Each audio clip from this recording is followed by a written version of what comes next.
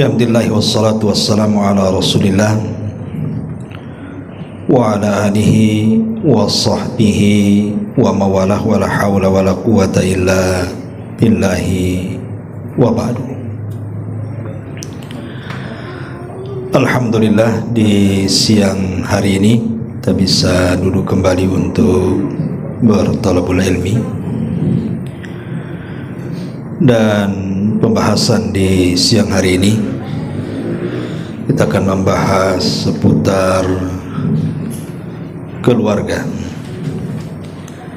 Karena Islam itu agama yang sangat sempurna dan paripurna, bukan hanya mengatur soal ibadah, sholat, puasa, zakat, haji, membaca Al-Quran, zikir, doa, dan begitu seterusnya, tapi juga Islam membahas soal aturan-aturan berkeluarga. Kenapa demikian? Karena baiknya masyarakat itu ditentukan dengan baiknya keluarga. Kalau masing-masing keluarga itu baik, maka dipastikan masyarakatnya akan baik. Tapi kalau keluarganya tidak baik, maka dipastikan masyarakatnya juga tidak baik. Karena masyarakat itu kan kumpulan dari keluarga-keluarga. Makanya dalam Islam, Nabi SAW banyak mencontohkan tentang muamalah beliau bersama keluarganya. Tentu tidak lain dan bukan supaya dicontoh. Saya tidak hendak menjelaskan tentang keharmonisan rumah tangga, karena setiap rumah tangga itu saya yakin tidak mungkin lepas dari perselisihan. Hanya keluarga di sinetron Korea saja biasanya yang nggak ada perselisihan itu. Kalau di luar sinetron itu udah jelas ya, pasti ada masalah. Dan itu bumbu-bumbu keluarga. Nabi saja banyak masalah dengan keluarganya, tapi jangan dilihat masalahnya, tapi dilihat bagaimana cara mencari solusinya. Maka kesempatan yang berbahagia ini kita akan menjelaskan seputar dosa-dosa yang terjadi di tengah keluarga. Karena sebenarnya yang menjadikan tidak harmonisnya keluarga itu karena dosa sebenarnya. Dosa itulah yang mempengaruhi kepada keluarga. Makanya kita ambil akar perselisihannya. Dengan mengetahui akarnya inilah kemudian mudah-mudahan sebagai nasihat bagi saya pribadi dan juga jamaah sekalian tentang masalah yang kita akan jelaskan ini. Kita ambil 3 poin. Poin pertama tentu yang berkaitan suami istri. Kemudian poin yang kedua khusus yang berkaitan dengan istri, dan poin yang ketiga tentu khusus yang berkaitan dengan suami. Yang belum menikah dengarkan saja. Baik. Yang berkaitan dengan suami istri, tadi saya sudah jelaskan di muqaddimah. Yang namanya keluarga itu tidak lepas daripada khilaf wal ikhtilaf, berselisih dan adanya perselisihan. Itu tidak lepas, tidak mungkin, mustahil ya. Keluarga terbaik Nabi SAW saja berselisih. Bahkan para sahabat juga sama. Lalu apa yang tidak boleh dilakukan saat terjadi perselisihan, baik oleh suami ataupun oleh istri? Karena ini bagian daripada dosa masalahnya. Yang pertama, terpikir untuk bercerai. Jangan sampai ketika ada masalah suami istri, kok terpikir untuk menceraikan atau meminta cerai. Sebab terpikir bercerai menceraikan atau minta cerai ini bukan memperbaiki keluarga. Ini menghancurkan keluarga namanya. Bukan mencari solusi, ini mencari masalah. Kalau ingin mencari masalah, diambil benang merahnya, kemudian merajut kembali keluarga, jangan ada pikiran bercerai. Karena pikiran ini yang menjadikan kemudian keluarga itu buyar biasanya. Kecuali memang ada yang mendorong untuk itu. Nanti saya akan jelaskan beberapa perkara di mana seorang suami tidak boleh memaafkan begitu saja kesalahan istri dan harus ditindak dengan keras, ataupun sebaliknya. Tapi secara umum tidak boleh seorang suami atau istri terpikir untuk berpisah atau meminta pisah. Ini yang pertama, singkat-singkat saja. Kemudian yang kedua, ini khusus suami, jangan melayangkan pukulan. Allah Subhanahu wa taala memang mengatakan ar-rijalu qawwamuna 'alan nisa. Ya, memang laki-laki itu pemimpin bagi wanita, bagi istrinya, bagi keluarganya. Tapi pemimpin itu bukan identik dengan tukang tunjuk, dengan tukang pukul. Bukan. Makanya Nabi SAW menjadikan izin bolehnya memukul seorang suami kepada istri itu pun dalam kondisi memang istri sudah tidak bisa dinasihati.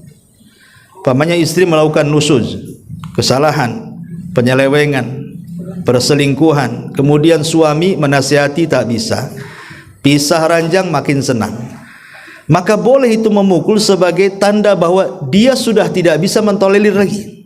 Artinya sudah bukan jodohnya. Itu pun kata Rasul, dzarban ghaira mubarri, pukulan yang tidak ada bekas. Karena biasanya umumnya nih di masyarakat, suami kalau mukul istri itu jarang memukul daerah paha, daerah pantat, jarang. Apalagi kakinya. Biasanya kalau mukul mesti wajah tuh. Sasarannya pasti wajah. Tidak mungkin sedikitlah yang mukul selain wajah tuh. Padahal kehormatan seorang wanita itu ada di wajah. Betapa banyak uang dikeluarkan seorang wanita itu hanya untuk merawat wajah. Nggak ada kaki dikasih lipstik itu. Mana ada kaki dikasih lipstik? Semua di wajah, bedak ya di wajah, silikon aja ditanam di wajah kan itu. Jadi kalau kehormatannya tiba-tiba dihinakan, itu sakitnya tuh di sini biasanya. Ya, makanya kenapa tidak boleh memukul. Ataupun sebaliknya, istrinya pula yang garang. Mungkin dulunya latihan taekwondo, mungkin. Istri pula mukul suami. Ini kan terbalik ini, ya. Ini yang kedua. Yang ketiga, khusus kepada istri, jangan suka mendoakan laknat. Biasanya doa buruk itu datang dari istri. Kalau tersakiti oleh suami itu, dia suka mengeluarkan kata-kata yang tidak baik. Dulu ada kisah seorang syekh bercerita. Jadi ada tetangganya itu kalau marah sama anaknya selalu mengatakan, kau kalau kayak gini mudah-mudahan keluar peluru dari kepalamu, katanya. Jadi anak ini akhirnya tumbuh besar, Allah takdirkan sudah besar, keterima pula di dunia militer. Kemudian setelah keterima, waktu latihan kawannya bercanda dengan pistolnya, diletakkan di kepalanya, disangka pistol itu kosong. Rupanya ditarik pelatuknya, keluar ada satu peluru masuk ke kepalanya, mati dia, ya. Jadi teringat orang tuanya. Dulu padahal masih kecil dia ngomong begitu tuh. Sekarang jadi kenyataan setelah dia dewasa diterima di militer kan itu. Jangan suka mendoakan buruk, karena boleh jadi doa buruk itu menjadi sebuah masalah besar. Kalau sampai kemudian berdoa diaminkan, itu kan masalah nantinya. Kemudian yang nomor 4, sekali lagi untuk akhwat, kalau bertengkar, bermasalah dengan suami, jangan membuka buku, ya. Karena biasanya yang suka nyatat itu biasanya perempuan tuh. Tuh memorinya kuat tuh. Kejadian 20 tahun yang silam hafal dia. Tanggalnya, harinya, bulannya, tahunnya hafal dia. Kalau suami itu biasanya lupa, minggu kemarin apa aja suami itu lupa tuh. Tapi kalau istri detail dia. Maka kalau bermasalah dengan suami, jangan membuka lembaran lama. Tutup tuh lembaran lama itu. Ya, arahkan kepada masalah yang diperselisihkan. Sebab kalau dibuka tuh lembaran-lembaran lama itu, masalah satu jadi 1000 tuh jadinya. Ya, karena akhirnya dikejar-kejar, masalah kedua belum kelar, datang masalah ketiga belum kelar, datang, dan seterusnya. Jangan suka buka-buka buku. Ya. Ma'asyiral muslimat yang dimuliakan Allah Azza wa Jalla. Kemudian juga ini juga terjadi nih. Jangan suka mengadu kepada keluarga. Ini banyak terjadi. Dan ini kalau laki-laki ya kadang ada juga ngadu sama keluarganya. Tapi kebanyakan ibu-ibu tuh ada masalah diadukan sama saudaranya, diadukan sama orang tuanya. Yang lebih parah diadukan sama orang yang nggak ada kaitan dengan dia, dengan kawannya pula curhat. Kawannya pula tak baik hati, ngompori lagi. Kompornya bukan yang 5 kilo tuh, yang besar lagi. Ya. Jadi memasukkan orang lain atau melibatkan orang lain kepada urusan kita ini salah besar. Karena ini tidak berniat untuk membangun rumah tangga, justru menghancurkan. Kalau umpamanya dia mengadu kepada orang tuanya bijak, alhamdulillah. Tapi kebanyakan kalau tidak bijak, habis itu. Karena namanya orang tua pasti tidak mungkin anaknya mau disakiti. Enak saja saya sudah besarkan dia, saya sekolahkan dia, saya tempatkan di tempat layak, tiba-tiba diambil orang, tiba-tiba disakiti, kan marah orang tua. Mana nggak marah? Ya. Ini tidak menyelesaikan keluarga, pasti menambah ramai jadinya. Maka jangan pernah memasukkan keluarga dalam urusan pertengkaran. Selesaikan sendiri. Kita sudah dewasa, ya. Kemudian juga yang lebih parah lagi, jangan bertengkar di hadapan orang ramai. Ini lagi makan di SSS ini, ya. Bertengkar di meja, ya kan semua ngelirik dia. Iya, kalau seandainya tangan tak main sekali main lah, semua itu tumpah satu meja. Ini kan merendahkan martabat orang namanya. Karena bagaimanapun orang kalau dimarahi di depan orang itu sangat rendah sekali. Merasa dihinakan, bukan merasa tidak dimanusiakan bahasanya. Dan itu pengaruhnya besar. Pengaruhnya besar kalau bertengkar di hadapan orang ramai itu. Maka jangan hindari. Jangankan di hadapan orang ramai, di hadapan anak-anak pun itu ulama menghindarkan, karena psikologi anak itu berbeda. Dia akan merekam dengan rekaman yang kuat anak-anak itu. Takut dicontoh. Ya. Ini juga masalah. Gak usah pakai angka lah, saya pusing. Kemudian biasanya juga kalau bertengkar, jangan kait-kaitkan perkara gaib. Maksudnya apa perkara gaib? Karena istrinya cantik, suaminya jelek, waktu tengkar, jangan-jangan kau sihir aku dulu ya, sehingga aku dipelet, akhirnya suka pula sama kamu katanya. Nah. Atau mungkin satu kaya satu miskin juga, bawa-bawa dukun, kau pakai dukun di sana ya? Ya, kenapa aku jadi suka? Pasti ini jinnya sudah lari, makanya aku tahu siapa kamu. Ini kan, kau bawa-bawa sihir pula ke rumah tangga. Ingat, jodoh itu sudah dicatat di rahim. Malaikat waktu kita di rahim itu usia 40, jadi 4 bulan kan itu. Itu malaikat datang mencatat lo rizkinya sampai jodohnya dicatat di situ. Lah itu memang jodoh dia. Ya. Maka jangan bawa-bawa alam gaib dalam pertengkaran suami istri itu. Ya. Termasuk hindari mencela. Hindari mencela. Karena bagaimanapun mencela itu disebutkan dalam hadis yang sahih, Rasul mengatakan al-la'anuna la yakunu syufa'a wala syuhada yaumal qiyamah. Para pencela itu nanti pada hari kiamat dia tidak akan mendapatkan syafaat dan tidak akan memberikan syafaat, dan mereka tidak akan menjadi saksi. Maksudnya memberi saksi apa? Pada hari kiamat, ikhwan, umat Islam itu umat terbaik. Kenapa disebut umat terbaik? Karena mereka akan jadi saksi. Saya, Anda atau siapapun umat Islam ini akan menjadi saksi. Untuk siapa? Untuk para nabi. Ketika Allah memanggil Nuh, Kemudian ditanya Nuh, sudah kau sampaikan risalahku kepada umatmu? Kata Nuh, sudah. Kemudian Allah menghadap kepada kaumnya Nuh, hei kaumnya Nuh, sudahkah Nuh menyampaikan risalahmu? Enggak, Nuh dusta tuh.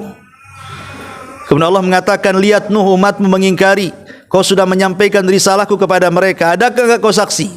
Maka Nuh mengatakan, ada kau saksinya. Kemudian Nuh memanggil kita semua ini, umat Islam dan Nabi SAW, tuh saksiku, kata Nuh.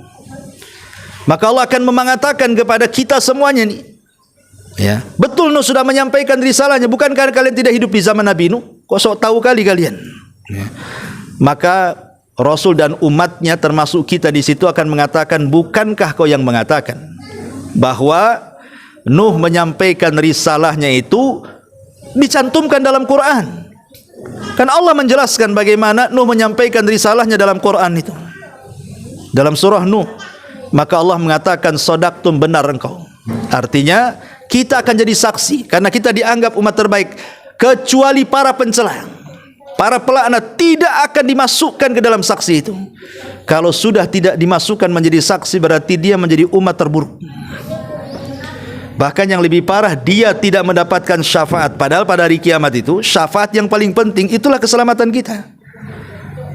Karena kalau sudah tidak ada syafaat, kemungkinan selamat cuma satu, dengan rahmat Allah Azza wa Jalla. Kalau Allah masih memberikan kasih sayangnya kepada kita, barulah dengan kasih sayang itulah kita selamat. Kalau tidak, maka akan dimasukkan ke neraka, diazab seazab-azabnya, naudzubillah. Maka jangan suka mencela.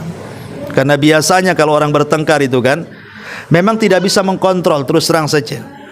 Ya, bukankah Nabi SAW yang mengatakan, apabila engkau dalam kondisi marah, berdiri, kata Rasul, duduk. Kalau duduk masih marah, baring. Kalau baring masih marah, wudu. Kalau wudu masih marah, solat.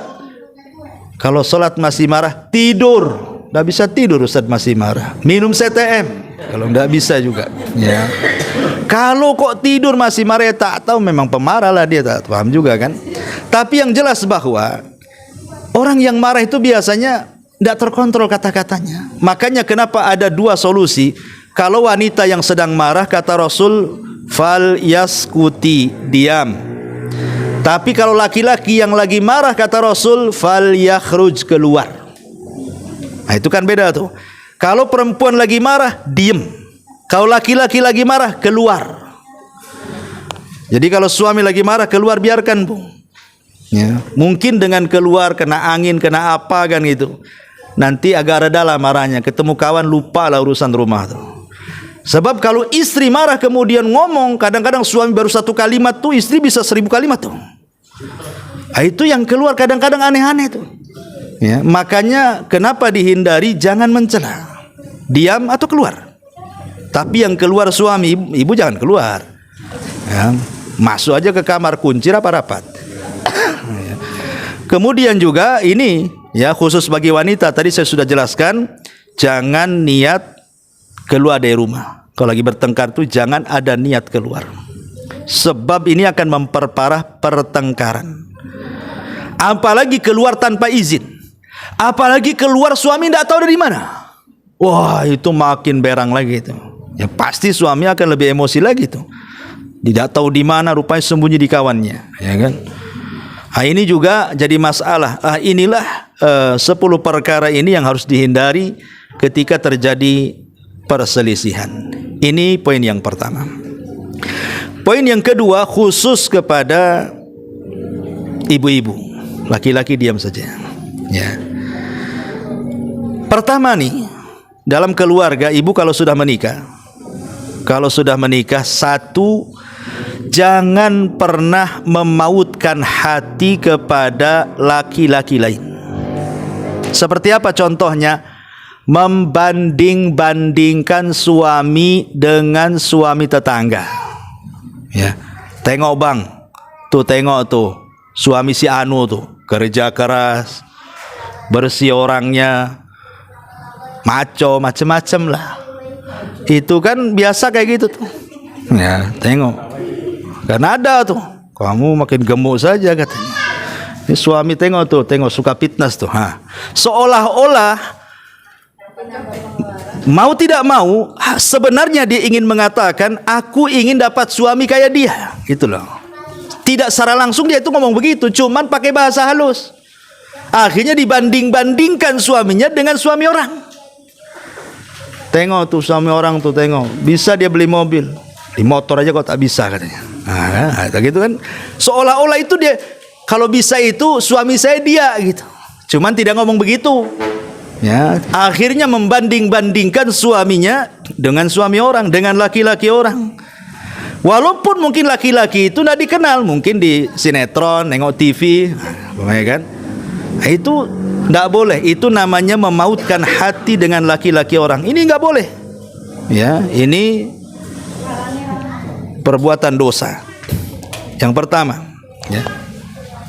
Yang kedua, nggak apa-apa lah ya, dengarkan. Nggak usah lah pakai ini. Dengar nggak nih saya ngomong? Dengar, mau lebih jelas pakai ini malah. Iya, ya nggak apa-apa.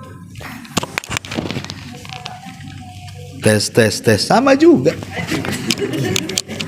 Tes, boleh lah. Ya. Taib.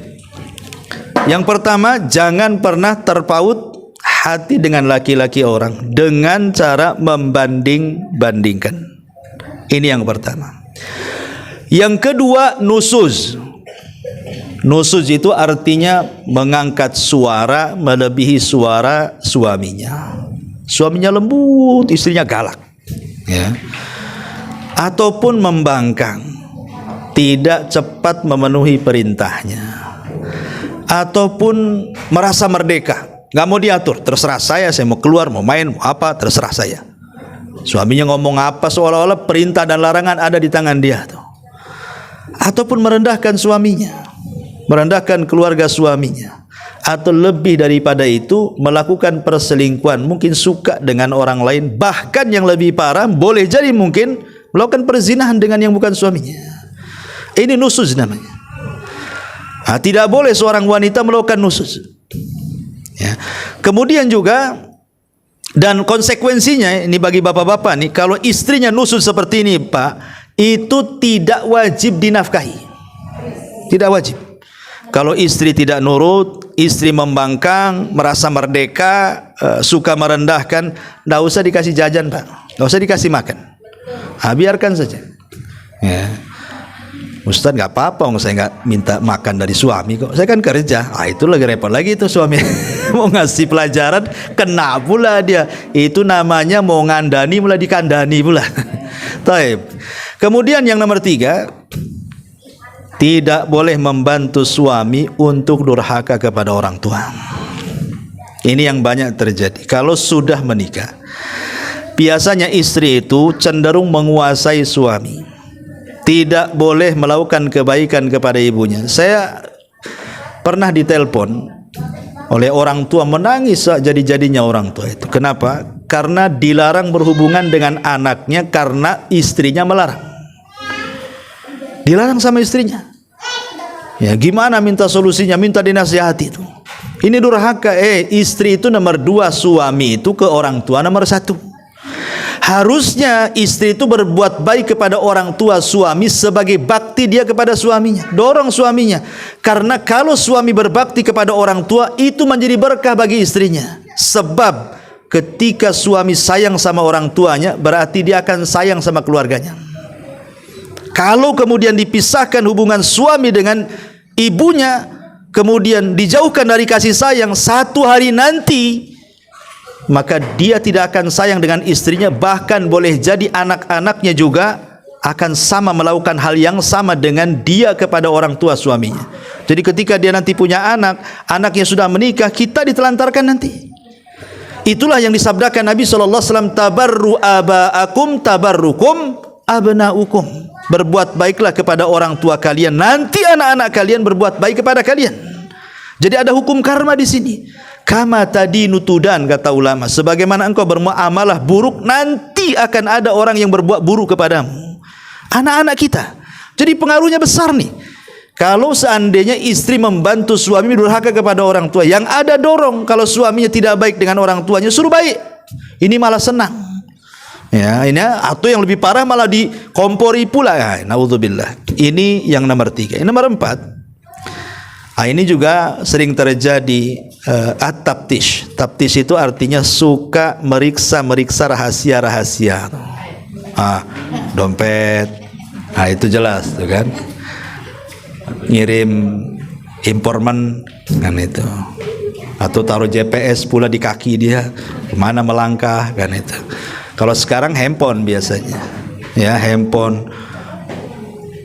Ini apalagi dunia handphone ini paling banyak merusak keluarga.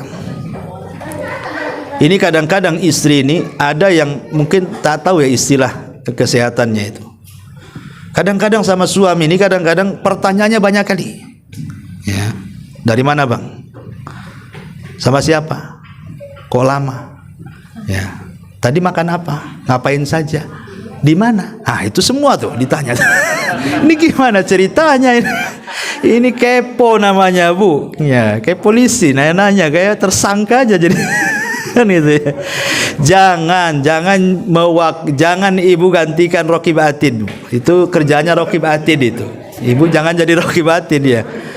Kewajiban ibu itu kalau sudah nampak suami kok beda ini ya, kok lain, kok dingin, es aja nggak sedingin ini gitu. Itu kewajiban ibu ketuk pintu langit. Berdirilah tengah malam sepertiga malam itu, berdoa kepada Allah, minta hidayah supaya suaminya dirubah sama Allah. Karena kalau ibu umpamanya makin mencari tahu, itu tidak menyelesaikan masalah. Mungkin ibu niatnya baik, mau menjaga suami, mau menjaga keluarga, sebenarnya itu menambah sakit hati itu. Ya.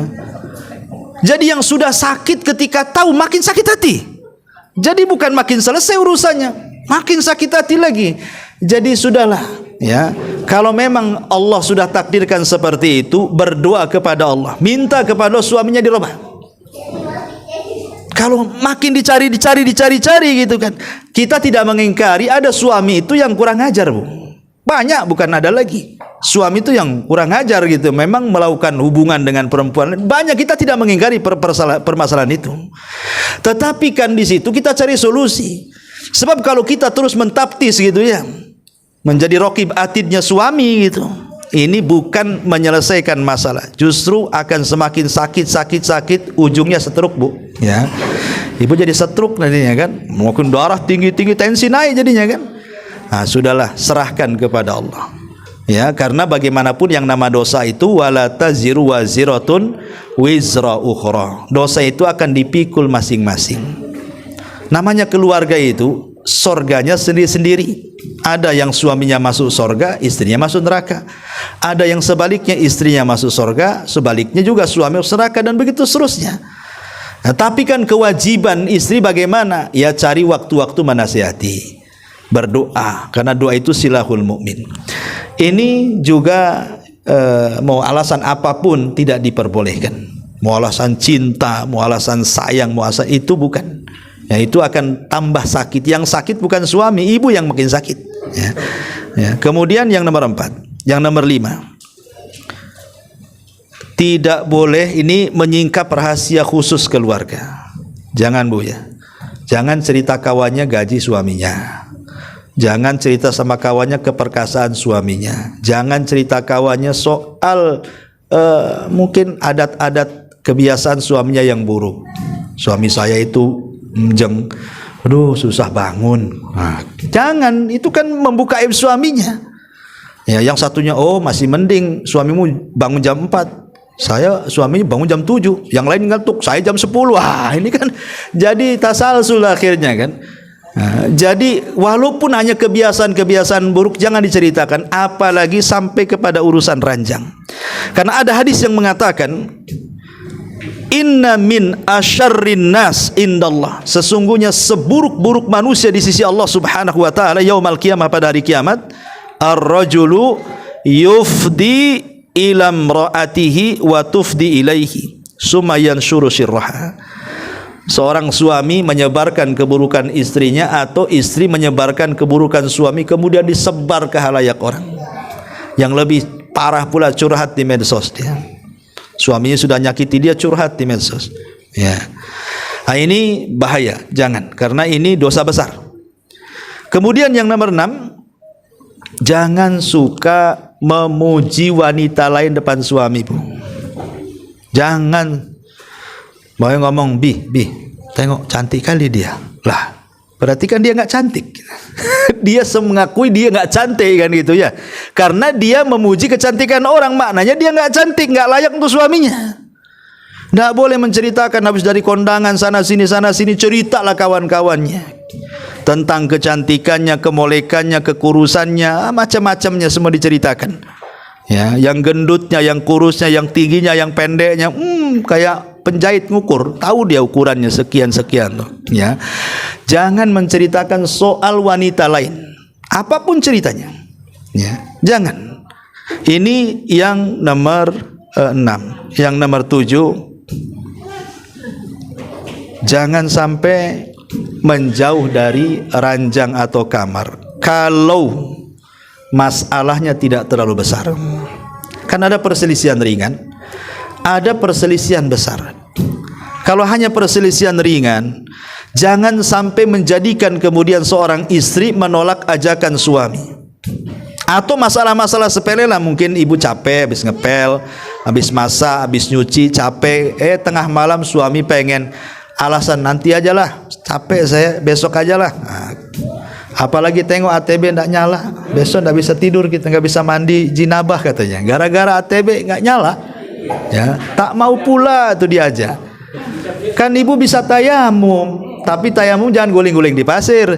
Maksudnya ya tayamum biasalah diniatkan junub. Atau gara-gara cuaca dingin karena hujan dari pagi sampai malam diajak, dingin lah, malas nanti mandi besok lah. Ini nggak boleh. Ya, jadi tidak boleh kecuali dalam kondisi tertentu. Ibu lagi head, lagi nifas, ya kan nggak boleh. Atau ibu lagi sakit parah, memang separah-parahnya ya wajar gitu. Tapi kalau sakit ringan tak boleh. Kenapa gini, Bu? Kalau suami, Bu, makan itu bisa beli di warung Sunda. Ya, pakaian itu bisa beli ke Megamall. Ya, apapun berkaitan di luar kasur itu bisa beli. Tapi khusus urusan ranjang itu tidak bisa dibeli. Itu masalahnya. Ini satu. Yang kedua, tujuan suami menikahi ibu itu untuk menjaga kehormatan, untuk ifah. Ifah itu supaya jangan melakukan zina. Sekarang di hadapannya ada yang halal, berpahala. Kok kemudian ibu menjauh? Ini namanya melepaskan tujuan awal suami. Jadi kalau suami berzinah di luar itu ya gara-gara ibu ndak pandai melayani suami sebenarnya. Karena tujuan nikahnya nggak kecapai di situ. Kan tujuan nikah suami itu cuma satu, menghindari zina, ada yang halal, itu tujuannya itu. Bagi suami yang lain itu kecil. Bagi suami itu yang lain kecil, masalah ekonomi, masalah apa itu kecil, tapi urusan itu, wah itu bisa jadi masalah tuh. Kalau itu sudah tidak tersalurkan, ngambek-ngambek dia.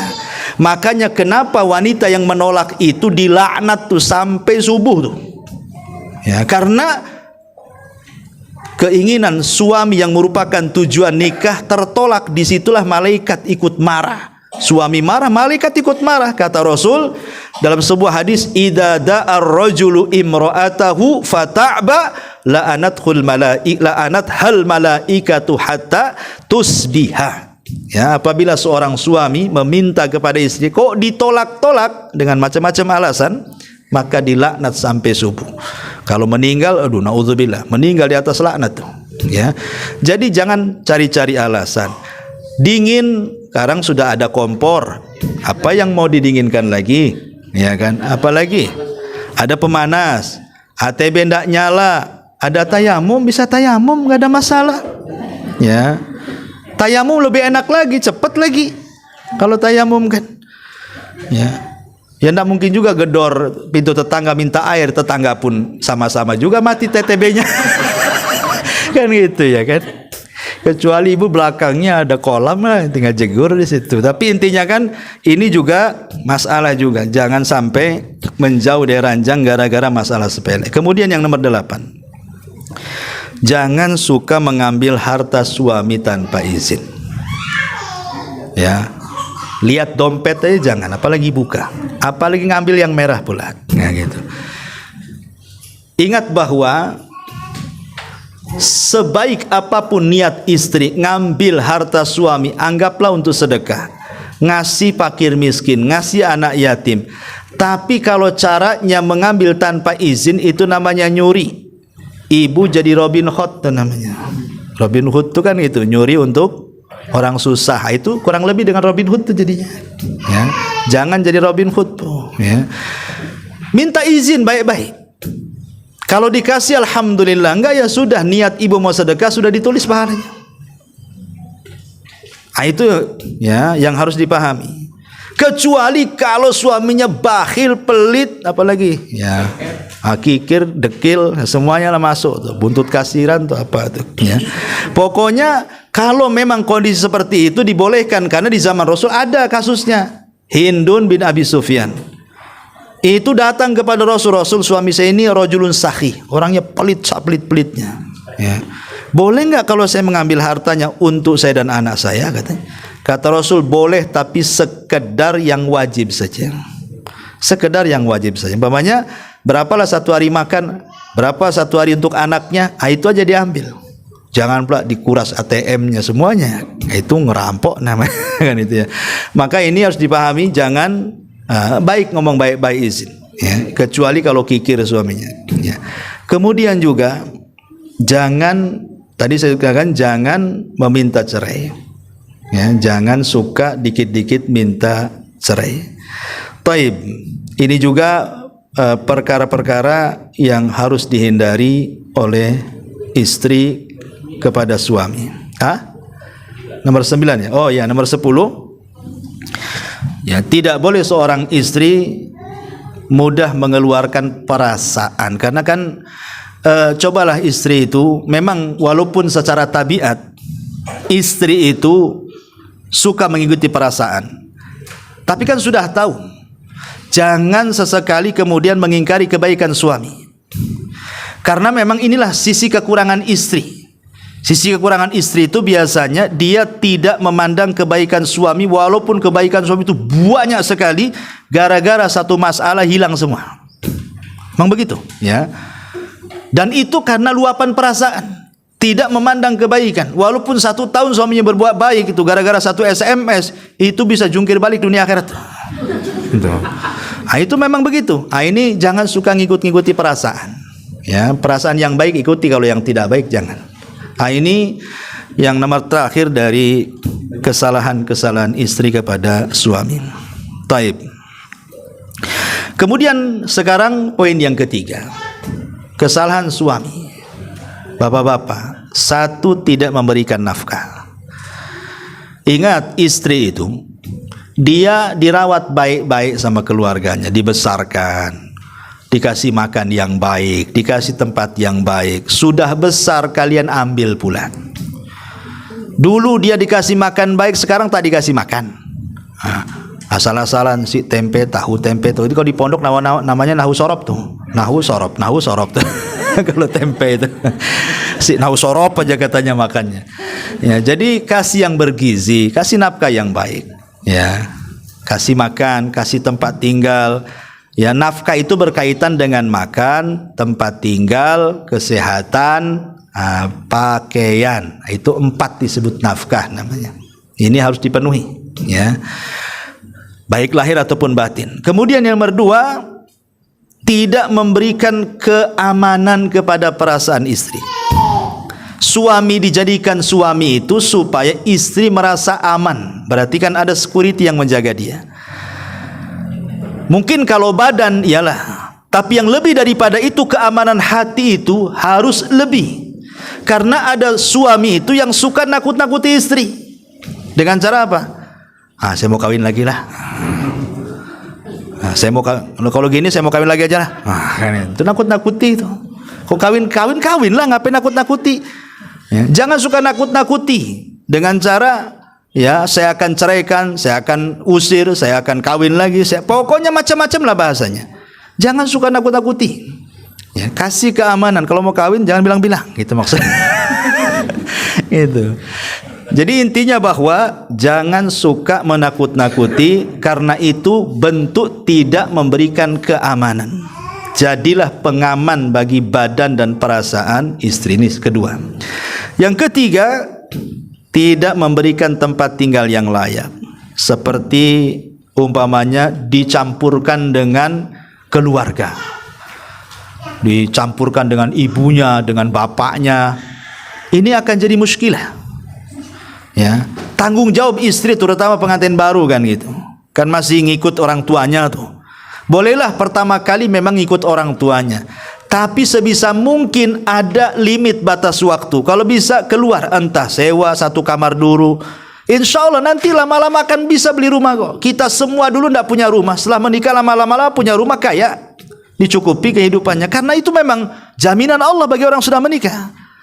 Sebab kalau masih hidup sama orang tua itu pasti masalah. Ya, berikan kekuasaan, punya dapur sendiri, kamar sendiri, ruang tamu sendiri, teras sendiri. Itu kebanggaan seorang istri itu, walaupun hanya nyewa. Ya, ini juga yang nomor 3. Yang nomor 4, kadang-kadang ada seorang suami memaksa istrinya untuk melayani keluarganya. Nggak boleh dipaksa. Istri itu berbuat baik kepada keluarga kita laki-laki itu karena dia berbuat baik kepada kita, kepada suami. Makanya dia berbuat baik kepada keluarga kita. Jangan suka maksa. Tolong rawat bapak saya, ya. Tolong rawat ibu saya. Kalau nggak saya ceraikan. Nah, itu gimana ceritanya? Ya. Maka tidak boleh memaksa-maksa supaya berbuat baik sama keluarganya. Karena itu sudah kewajiban memang istri itu berbuat baik sama keluarga suami. Karena dalam bentuk berbuat baik kepada suami, tapi suami jangan kemudian ngancam-ngancam. Nah, ini ada juga yang terjadi seperti itu. Nah, ini yang nomor 4. Yang nomor 5, melarang istri berhubungan dengan keluarganya. Umpamanya istrinya mau datang ke keluarganya, tak boleh. Nelpon sama ini, nggak usah, habisin pulsa aja katanya. Nah, pulsa pula disalahkan. Ya. Jadi kadang-kadang melarang istri berhubungan baik dengan keluarganya, ini bagian daripada memutus silaturahim. Jangan berdalil, hak saya lebih dibandingkan orang tuamu. Jangan begitu. Ini bukan dalil. Ya, memang kewajiban istri yang pertama kali suami, tapi suami kemudian jangan sok merasa karena dia nomor 1 melarang-larang istri berbuat baik sama keluarganya, apalagi dia jadi durhaka lagi. Oh, naudzubillah. Nah, maka ini juga tidak boleh dilakukan seorang suami.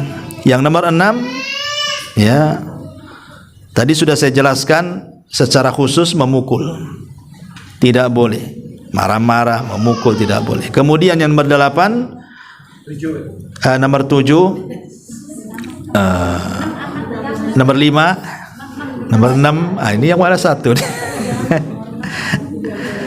Iya. Nomor 7, Bu. Ibu nih kadang-kadang apa saya kurang keras atau ibu yang budak saya enggak tahu. Tapi yang jelas nomor 7 lah ya. Iya. Kemudian memaksa urusan ranjang tetapi dalam hal-hal yang diharamkan. Enggak boleh. Istri lagi haid dipaksa, ya. Istri lagi nifas dipaksa, istri lagi sakit parah dipaksa. Yang harusnya kan dihindari. Ada cara-cara lain kan itu. Memaksa dalam kondisi ataupun berhubungan dari naudzubillah dari duburnya, ya, dan begitu seterusnya seperti homo, maka ini lebih parah lagi, tidak boleh. Kemudian juga yang nomor 8, menggantung tanpa mencerai. Ada suami istri kalau bertengkar nih, ya, istrinya itu udah mau pisah, tapi suami tak mau. Pada jelas-jelas itu suami sudah tidak bertanggung jawab, kurang ajar, suka mukul, suka marah, menghina dan begitu seterusnya. Nggak tahan nih si istri ini, dia mau keluar dari iblis bahasanya gitu ya. Tapi si suami tak mau, dibiarin aja, digantung. Nggak boleh. Menggantung anak orang itu nggak boleh. Kalau kita sudah tidak sanggup berbuat baik kepada mereka, lepas saja, biar dia cari kehidupan yang layak untuk dia. Karena perceraian itu bukan berarti akhir segalanya. Bisa saja memang sudah ditakdirkan. Ini juga ini kezaliman masalahnya, menggantungkan tanpa mencerai itu. Kemudian yang nomor 9, ini juga sama, tidak boleh seorang suami itu membanding-bandingkan istri dengan istri orang. Tengok tuh istri tetangga itu rajin, kok malas sekali. Seolah-olah suami mengatakan kalau bisa istri saya itu yang sana. Kau itu bagusnya jadi istrinya orang sana. Kesannya kan begitu, bolak-balik. Nah, itu juga kurang lebih seperti itu. Ini kemudian juga kebiasaan suami jangan suka mencela. Ya, ini juga masuk. Taib. Sekarang poin-poin yang penting. Ada kesalahan-kesalahan istri. Suami tidak boleh mentolerir. Suami harus tegas. Ya, bisa kepada taraf menceraikan atau ya menasihati dengan tegas. Jangan cemen bahasanya. Membiarkan istrinya seperti itu, dimaafkan. Biarkan, kasihan. Bukan begitu. Itu tidak ada ingkar kemungkaran dalam keluarga. Jadi ada kesalahan-kesalahan istri itu fatal. Jangan dibiarkan. Nasihati, kerasi. Kalau perlu ceraikan juga. Ya, tapi tentu ini bukan solusi ya. Kalau masih bisa nasihati, nasihati. Kalau tidak bisa ya mau diapakan lagi? Karena wanita seperti itu tidak layak dirawat. Masalahnya, ya. Apa saja tuh kesalahan-kesalahan istri yang tidak bisa ditolerir itu? Pertama, kalau istri berkhianat dalam agama. Kalau istri berkhianat dalam agama, tidak sholat, tidak mau sholat istrinya. Ini kan berkhianat dalam agama. Suruh sholat tak mau.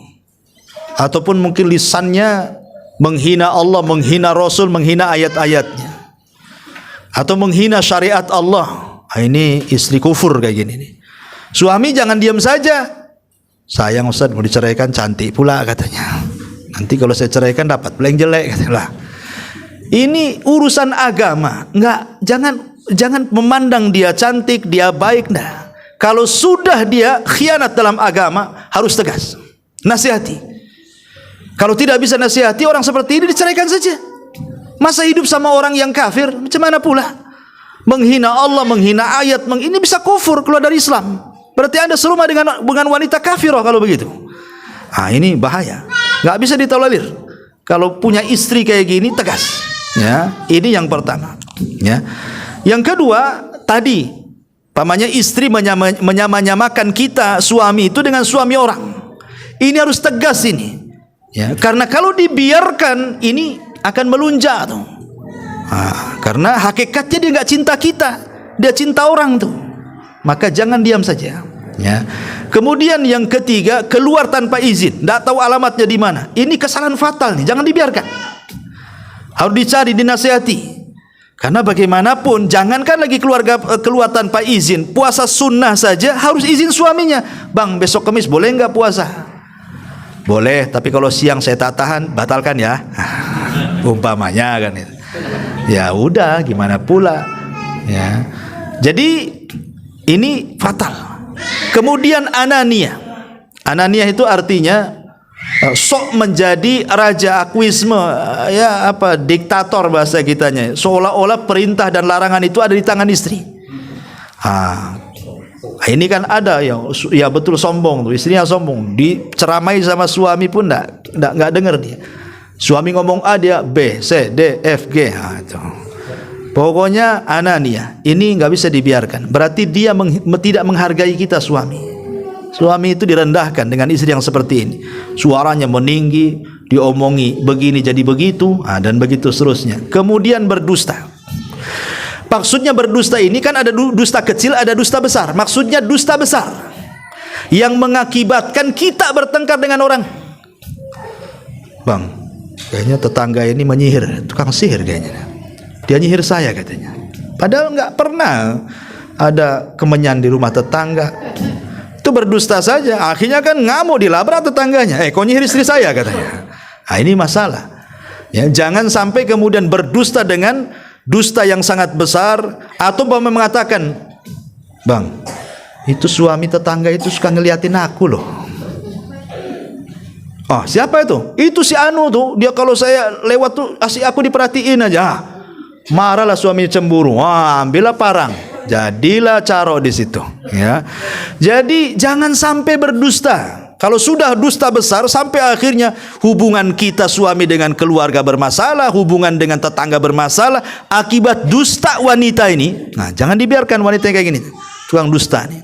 Ini nggak akan harmonis keluarganya, masalah aja yang datang. Kemudian suka mengeluh. mengeluh kepada keluarganya. Apa yang kita lakukan keluarganya tahu. Bentar-bentar datang telepon dari saudaranya. Entah apa-apa ngomong itu sama kita. Ini wanita itu kan ngeluh gini, Anda usah di ini ya. Kemudian menuruti keinginannya, apapun yang dimintanya kalau bisa harus ada di hadapannya. Ini hubud dunia, wanita yang terlalu cinta dunia. Pokoknya saya mau ini ya. Tolonglah saya mau ini. Tolonglah belikan ini, tolonglah belikan itu. Kalau tidak mau marah dia. Gak dikasih jatah malamnya pula ya. Lah wanita-wanita seperti ini dia tidak cinta kita suami, dia cinta dunianya saja. Ngapain dia? Dia sedang cinta dunia, bukan cinta kita seorang suami. Kalau begitu buat apa gitu? Sementara Allah mengatakan wa ja'ala bainakum mawaddatan wa rahmah, kan begitu. Kita ini butuh cinta, butuh kasih sayang. Tapi wanita seperti ini tidak ada cinta, tidak ada kasih sayang. Oke lah cinta hilang, tapi kasih sayang tak ada dia. Nggak kasihan suaminya berkeringat pagi, berangkat pulang sore keringatan, tahu-tahu hanya untuk itu saja. Nah, ini jangan ditolerir wanita kayak gini nih. Ya. Ada nggak di sini? Saya nggak tahu. Tanya aja Bu. Ya. Kemudian, ya. Ini juga suka bongkar-bongkar rahasia. Ini nggak bisa ditolerir. Tadi sudah jelaskan. Suka bongkar-bongkar rahasia. Adat istiadat, kebiasaan suami. Kok tetangga bisa tahu gitu. Bisa tahu suami jarang mandi, kok tahu kawannya tuh. Berarti memang dikasih tahu kan gitu. Kalau nggak dikasih tahu mana tahu. Ya. Jadi jangan sampai kalau suka ini bongkar-bongkar rahasia, ini nggak bagus. Ya. Kemudian suka memudah-mudahkan urusan yang merupakan kewajiban dia dimudah-mudahkannya. Berdandan itu kan kewajiban istri di hadapan suami, itu dimudah-mudahkan. Tapi kalau keluar ke pasar aja berdandan tuh. Tapi pulang dari pasar jelas tuh pasar becek bau macam-macam, tak segera diganti, dibiarin aja dia bau lumpur di situ di rumah tuh. Ya. Kok keluar rumah tak bau lumpur, ya pulang pula bau lumpur. Ya kan di pasar mungkin beli ikan beli apa, nggak segera diganti. La haula wala quwata illa billah. Nyaman pula di situ. Kayak dia kawin sama ikan jadinya kan. Naudzubillah kan. Taib. Ini juga yang jadi masalah juga. Nah, ini namanya kalau terjadi sifat-sifat yang seperti ini, suami tidak boleh mentolerir. Karena ada suami-suami yang takut istri. Sudah jelas-jelas istrinya kayak gini, dibiarin aja. Dimaafkan, kasihan, cantik. Nanti kalau seandainya saya dapat saya tak secantik dia. Enggak. Man taraka syai'an lillah awadallahu khairan min. Barang siapa yang meninggalkan sesuatu karena Allah, Allah ganti yang lebih baik nanti. Ya. Tetapi kalau sudah tidak bisa nasihati, kalau masih bisa alhamdulillah. Ya, kalau enggak, buat apa lagi dirawat? Ini kalau terjadi kepada istri tidak bisa ditolerir. Sekarang terbalik, ya. Kalau terjadi kepada suami, ya, istri jangan tolerir dia. Yang pertama, suami lemah, nggak bisa ngasih nafkah. Ya malas tidur aja kerjanya. Pokoknya dengan alasan akhirnya istri pula yang cari, istri pula yang kerja. Bahasa sinetronnya dunia terbalik. Ya, terbalik-balik dunianya. Harusnya kan suami yang kerja, istri pula yang kerja. Suaminya yang gendong anak, coba yang ngepel, yang masak. Ya. Itu ada istri itu yang nggak punya akal malah senang itu. Ya, kayak dia ngerawat suami jadinya. Ini nggak bisa ditolerir. Kalau suami yang malas nggak ngasih nafkah, istri jangan diam saja. Karena bukan kewajiban istri keluar rumah mencari nafkah. Karena fitnah wanita keluar itu besar. Kalau fitnah laki-laki keluar kecil, kalau fitnah perempuan ini keluar dia besar dia fitnahnya. Macam-macam fitnah yang akan dihadapi apalagi zaman sekarang. Ya, maka jangan ditolerir nih. Yang kedua, suami yang suka menghina-hina. Ya, kalau suami ini suka menghina-hina, merendah-rendahkan istri dengan cara mencaci, memaki, memukul, naudzubillah kan itu, melaknat. Nah, ini nggak bisa ditolerir. Ini suami nggak bagus kayak gini. Jangan ditolerir. Ya. Kemudian juga kalau suami kerja terlampau lama, ya mungkin 2 tahun 3 tahun tak pulang, Padahal istri minta, tolonglah bang, jangan kerja di sana, di kapal sana kapal sini atau ke luar negeri. Nggak usahlah, cari di Batam saja, biar hari-hari ketemu. Suaminya nggak mau lah. Di sini gaji kecil, di sana besar. Tapi 2 tahun sekali ketemunya, ini kan masalah ini. Ya, jadi kalau yang seperti ini kok kekeh hanya mengejar dunia saja suami, sementara istri itu ada kewajiban yang harus diberikan suami, maka ulama membolehkan istri minta cerai seperti ini. Karena kalau sampai di atas 6 bulan, kan pergantian pasukan di zaman Umar itu 6 bulan sekali. Itu pun gara-gara Umar, awalnya setahun, tapi gara-gara Umar malam-malam kemudian keluar, adalah seorang istri yang ditinggal suami jihad itu bersenandung syair. Ya, kalau bukan karena takut kepada Allah, sudah bergetar ranjangku ini katanya. Maksudnya sudah selingkuh. Umar dengar. Maka sejak itulah Umar mengganti dari setahun menjadi 6 bulan sekali. Inilah jadi dalil bahwa suami boleh meninggalkan istri itu paling lama 6 bulan, kecuali memang ada izin daripada istri. Izinkanlah istrinya kan. Tapi kalau tidak ada izin, istrinya yang minta, maka kalau kemudian lewat 6 bulan, istri boleh menggugat cerai itu. Ya. Karena suami membiarkan istrinya tersiksa, dibiarkan dia untuk selingkuh jadinya. Ya. Taib, ini juga tidak bisa dibiarkan. Termasuk juga kalau suaminya diperiksa, suaminya juga anin itu mungkin impoten atau apa istilahnya, tidak bisa memuaskan, ya tidak bisa lah lanjut. Ya, maka boleh istri meminta cerai. Setelah mungkinnya diobati sana sini kok tidak bisa juga, ya sudah takdirnya. Tapi boleh. Karena tujuan berumah tangga nggak kecapai kan, salah satunya untuk menjaga kehormatan di situ. Nah, termasuk juga istri melihat suaminya sudah mulai tidak baik, mungkin selingkuh dengan orang, dengan perempuan orang dan yang lainnya. Setelah dinasihati, dimaafkan sekali 2 kali masih juga, nah itu nususkan tidak harus dari perempuan aja, dari laki-laki banyak, dan itu paling banyak. Karena biasanya yang paling setia itu perempuan, laki-laki jarang setia. Ya. Makanya kalau memang sudah tidak bisa ditolerir, sudah terlampau sakit sekali, maka boleh nasihati dengan keras. Kalau perlu ancam, udah kita pisah saja. Suami mungkin senang lah. Ya emang dari dulu saya tunggu kayak gini nih. Ini repot pula, suami nggak berakal ini kan. Taib. Jadi ini di antara hal-hal yang bersifat dosa-dosa yang harus dihindari di tengah-tengah keluarga. Ya, ini sudah jam 11:16. Taib. Kita batasi sampai setengah 12. 15 menit lagi kita buat tanya jawab. Silakan.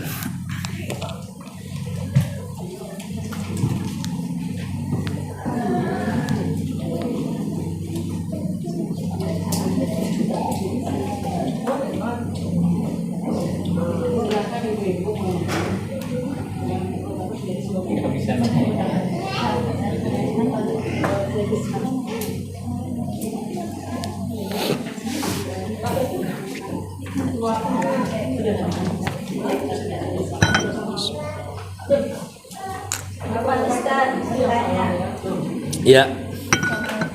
Waalaikumsalam. Bagaimana sikap istri yang cuma ngecek dompet suami, hanya ingin tahu aja ada isinya apa gitu ya? Udah dulu pas cek itu nggak ada isinya, kita isi itu gimana kan? Ibu mau minta pulsa atau apa?